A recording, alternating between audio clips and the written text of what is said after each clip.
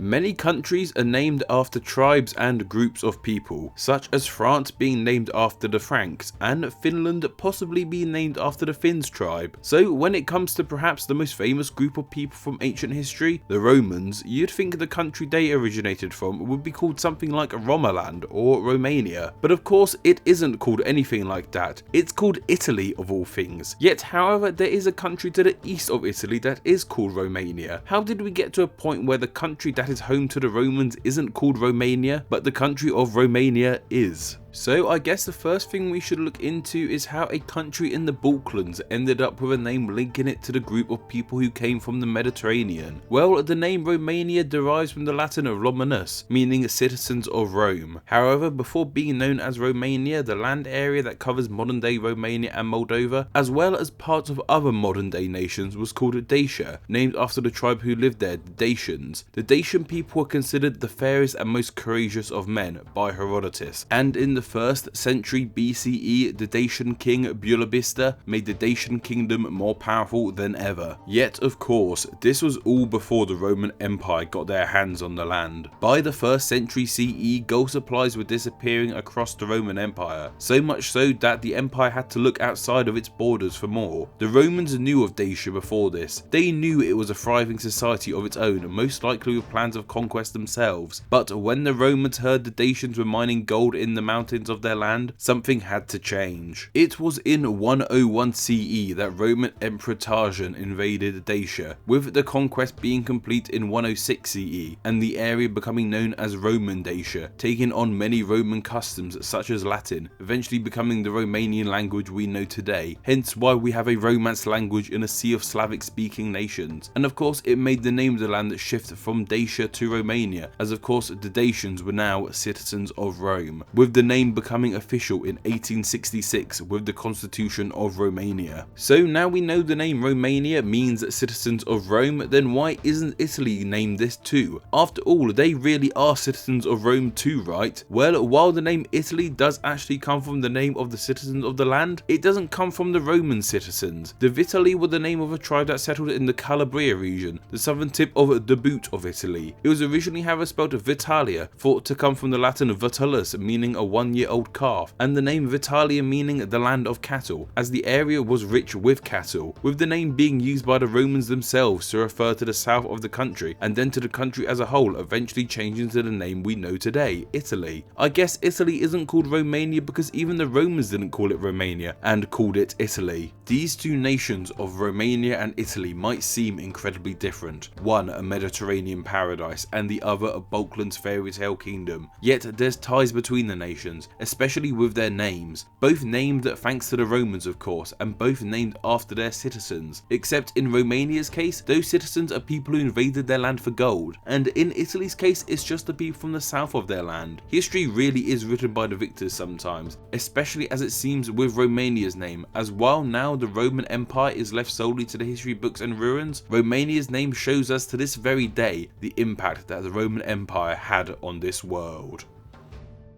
This video wouldn't be possible without the support of all my patrons. It's just $2 a month to have your name appear here, but even just $1 a month gets you behind the scene access, your name in the video description, and helps us achieve our goal of $200 a month. Thank you to everyone who already supports me on Patreon, and thanks to all who decide to support me in the future.